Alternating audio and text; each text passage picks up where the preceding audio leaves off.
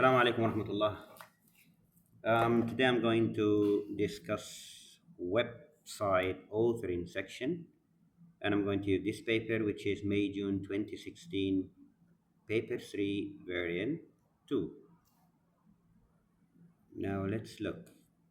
Um, Web page is task 3, and first they will ask you to prepare a web page, and to prepare this web page, sometimes they ask you to create a folder and make sure that all the files needed for the web page will be saved inside this folder. This is very important because whenever we point to a specific folder and we put all the files in that folder, anything we do will be saved automatically in this specific folder. Any modification will be done only to the files inside this folder. Okay, so they ask you to create this folder, which is 1632 underscore HTML. How we can do this? You go into your working area, new, and then folder, and 1632 underscore HTML.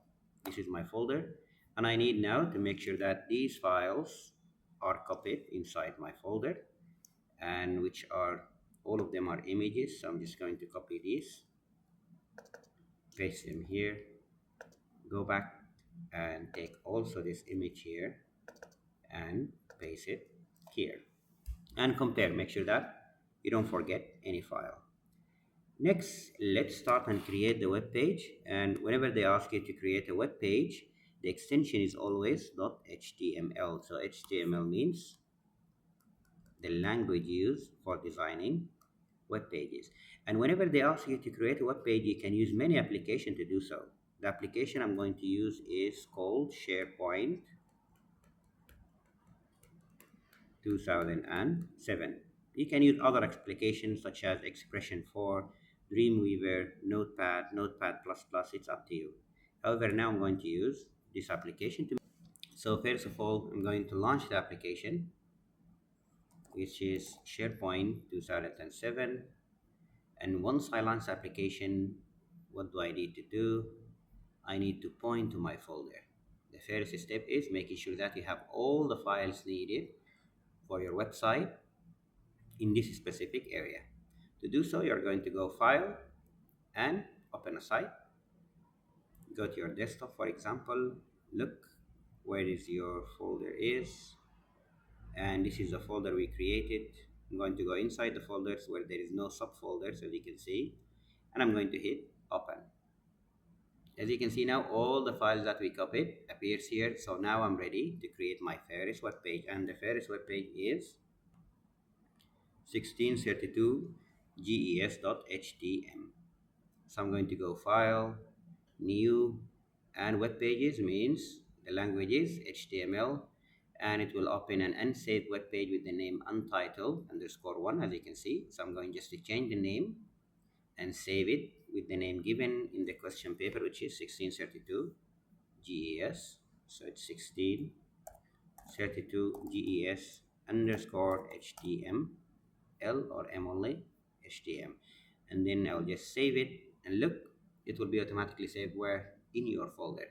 That's one of the important part. Now we have an empty web page. What we need to do, it says that this web page will be based on table structure, as you can see, and all dimensions in this tables are in pixel. Okay, so the question is, why normally we design web pages based on table? Because the table give you the ability to divide the page into different sections, as you can see. So you can divide it into different sections that will suit your content. Okay, for this, for example, cell, I can put a horizontal image, I can put a large text here, for example, or another image, and I have smaller cells with smaller dimensions, as you can see. So the whole page can be divided based on the content. Now, whenever they ask you to design based on table, you need to know three information. First of all, the width of the table. The second, the number of rows, and the number of columns. Okay, so what about the width of the table? The width of the table can be identified by using this merge cells, which is 736. If you don't have a merge cells, you can always add the width of each and every cell in one row, and you will get the same number, which is 736. So the width of the table is 736 pixel. What about the number of rows and the number of columns? Now we have one row, two rows, three rows, four rows. So the number of rows is 4. What about the number of columns? Vertical, 1, 2, 3, 4. So the columns are vertical and the rows are horizontal. Now using this information, I can now start designing or inserting my first table. How to do so in your application? You go into tables, insert a table, and then the number of rows, 4, number of columns, 4, width of the table is 730, and don't forget it should be in pixel. And okay, as you can see, we have a very small table. We need to make it looks identical to this table. To make it identical to this table, I need first to merge the first row and the last row. So let's merge the first row first. I'll just select it, right click, go modify and merge cell. And I'll do the same for the last row. Modify, merge. Now we have a table that looks like this table in terms of the merge cells. Now I need to specify the width and height for each and every one of them. So this one is 736 by 172. So I'm just going to click on the first row, right click, go cell property, and specify width and specify the height. The width is 736. So it's 736, and the height is 172. And the height is 172. And remember, they said all of them should be in pixel. All right, the first one is done. Now, as you can see, all these cells here, they have the same width and height, so I can do them together, which is 184 by 140. So I'm going to select them, cells properties, specify width, and the width is 184 and the height is 140. So 184 and 140, and remember they should be also in pixel. What about the last one? The last one is 736 by 140. So I'm going to go cell properties, specify width, specify height. The width is 736. The width is 736 and the height is 140. And both of them should be in pixel, remember, because in other papers they might ask you to have the whole table in percentage. In that case, you're just going to change them from pixel to percent. And as you can see, now we have an identical table. You can put the letters, by the way, of the table A, B, C, D, E, and the rest of them to identify the different cells. And however, whenever you are importing the information or the files, you will find that you have to remove the letters and put the file. So it's up to you. For me, I'll just look here for the question paper to know the cell. Okay. Next, before we do so, let's read this part. The borders and the letters shown in the table must not appear. As I just said, they are just there to identify the cells.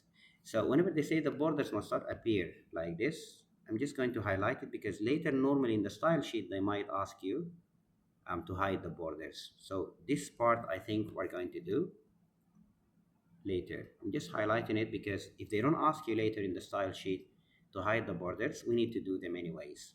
So let's wait for the questions and make sure that we have a question mark here so we get back to it later. What about the letters? I'm not going to include the letters. So point 19, place in cell A this image, which is the logo image. Where is cell A? See, I'm just going to look. This is cell A, the first merge cell. So I'm going to go back here. This is cell A. I'm going to find the image logo, drag and drop the image, and hit OK. Now we have the image logo. What else? Make sure that this image is 730 pixel wide, maintaining aspect ratio.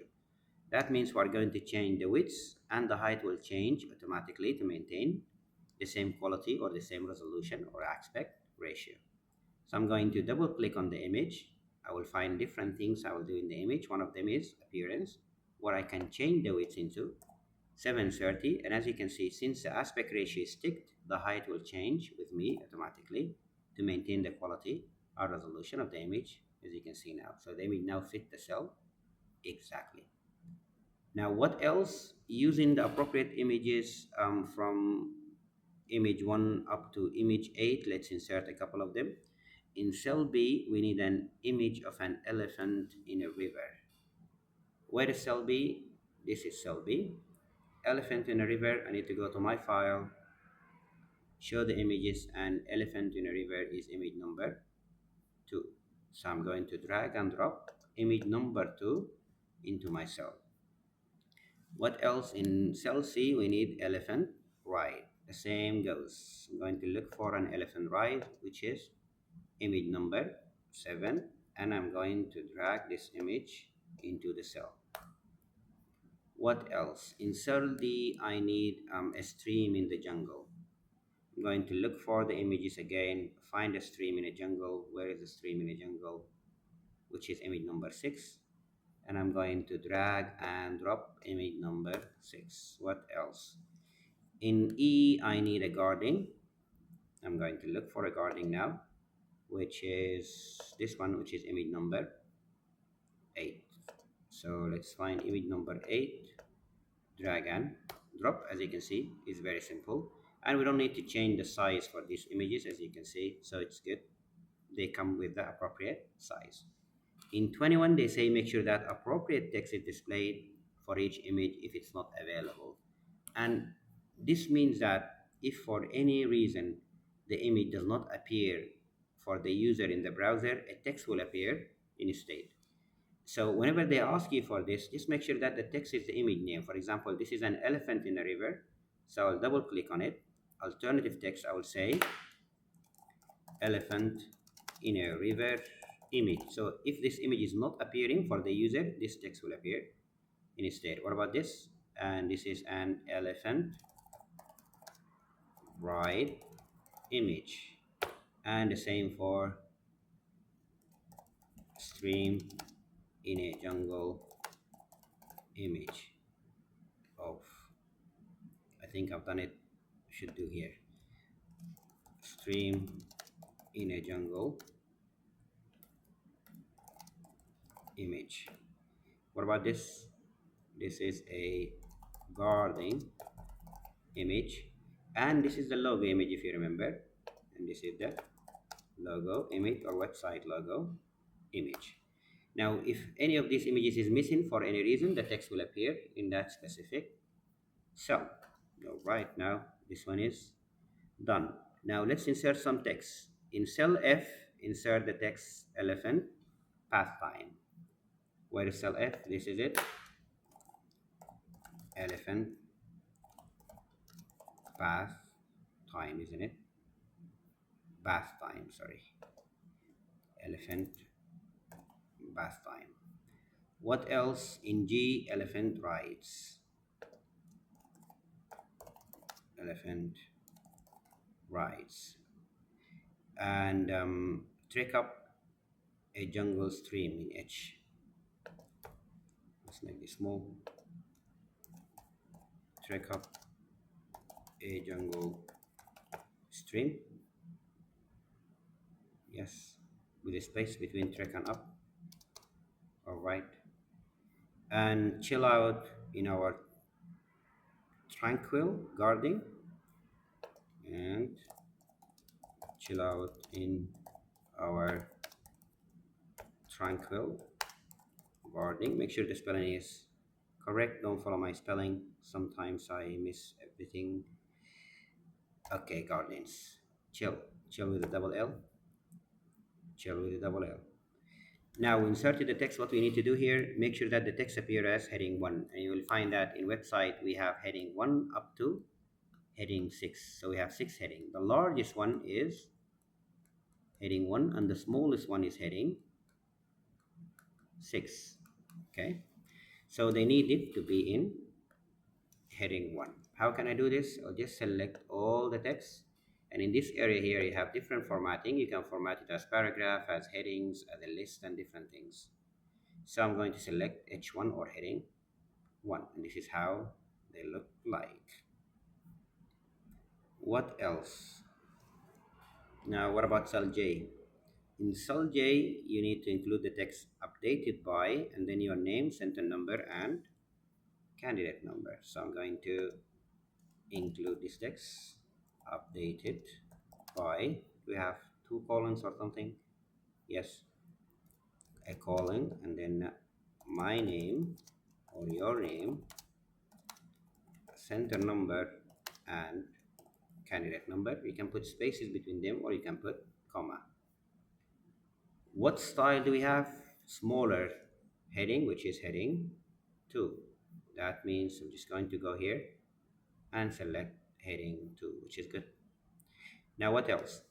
They said that center align the table in your browser. To center align the whole table, what do I need to do? Right click and go table properties. And then in this area here you have alignments. So it's a center align. And you click on OK. And now as you can see, now the table is centered. We have left margins and we have right margins. And save your page. So let's save the page from this area here. And what else? Now we're going to move into a different file, which is the CSS file in 25. Create a new cascading style sheet that will be used in a website. And remember, style sheets are used for presenting your website in a presentations or in a styles that you like in terms of colors, font size, alignments, and etc. So we're going to use all codes must be in hexadecimal. We're going to discuss this later, and make sure that the style sheet contain no HTML. Whenever they say style sheet contain no HTML, that means the file you are going to use is a CSS file, not an HTML files, and it will be pure styles. Pure styles. So let's create this file just like we created an HTML file. We go where? File, new, and instead of selecting HTML this time, we're going to select, yes, CSS. And it will be presented by this name. So later, whenever we save it, it will appear here. So let's follow the question and see. The question says, in this CSS, you need to set the background color for the page to be black. And whenever they say background color or background images, the style name is always body. Yes, anything that will be defined under the name body will be applied to the whole page background. Okay, so I need to create a new style from this area where you have manage styles. You can insert a new styles here, and I'm going to call it body. And what do I need? The background should be what color? The color should be a black. So I'm going to select black, and it will appear in hexadecimal 6 zeros, and I'm going to click OK. As you can see here, I have one style which is black. What else? We have styles that are shared between H1 and H2 heading, which is the font.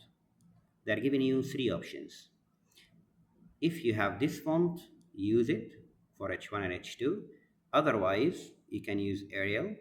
Otherwise, your browser can use any sans serif fonts.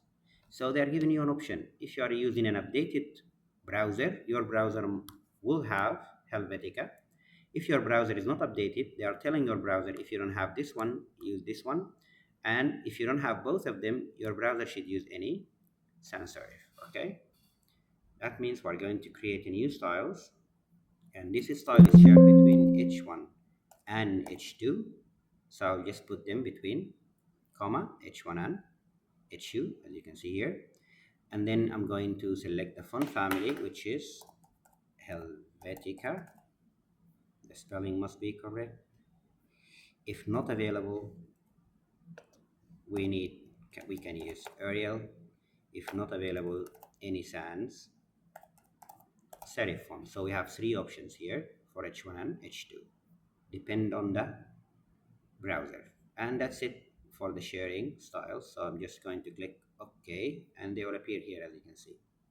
What else? We need a specific style now for H1 only. That means we're going to go and create H1. What about it? We need the text color should be white. Where is text color? It's here in that color, and I'm going to select white. What else? And 30 pixels high. That means the font here should be 30 and it should be in pixel, and alignment should be center and it should be italic. Now to make it italic, I can make it from here, font style, and to do the alignment I need to go into the block here and I will find text align where I can make it center, and that's it for H1. What about H2? Let's do H2. Again, a new style, and this time the name is H2. What about it? And H2 it should be 20 pixel high, so the size will be 20 in pixel, and it should be alignment to the right. Remember, alignment we go where? We go to the block, and text align will be right.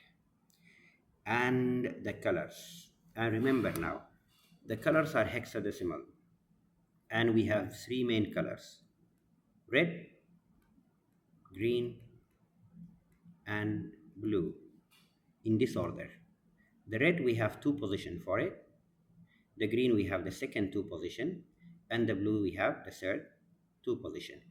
And all of them are preceded by a hashtag. A hashtag means the following is a hexadecimal.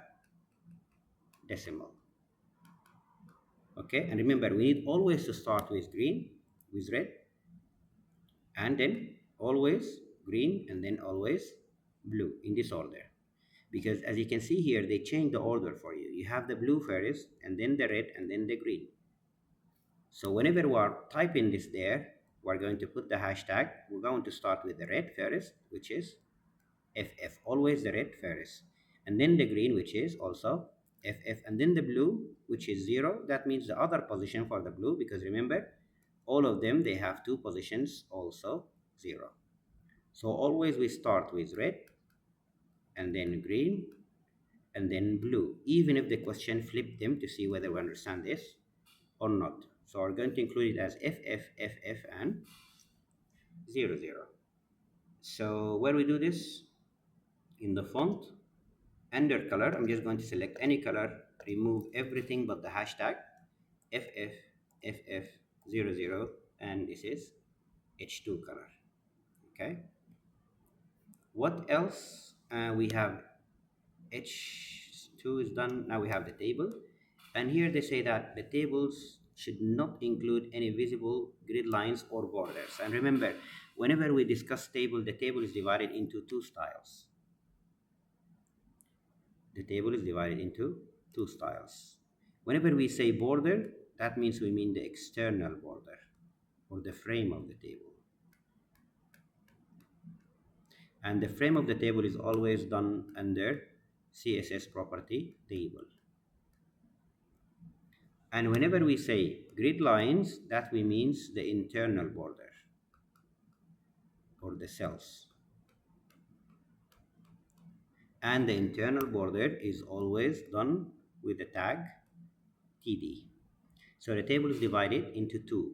Table for external, everything related to table, like the width of the table, the alignment of the table, the borders of the external tables will be under table, and TD for the grid lines or the internal, what we call them, borders. Okay. So whenever they say both of them are not visible, that means the table is none, there is no border, and the TD is also none. So I can do them together, just like here. If you remember, whenever we have more than one style having the same property, we can do them together. So I'm just going to do them together by going style, and then table, comma, TD. I'm going to go into borders, and I'm going to select none. That means no border should appear. Now I'll go back to the question. Remember that we said that we will come back to this point again here, and now this point is done, where table border must not appear. So I'm just going to now remove it and say thank you, we have done you in the style sheet. Okay, now what we need to do else, save the style sheet in your folder, of course, by a new name, style followed by your candidate number, STYL followed by your candidate number. How we can save it? Right click, save as TYL, and followed by your candidate number immediately, no underscore, nothing, nothing. So my candidate number is TYL9999, let's say. And once I save, it will appear here. Okay. What else?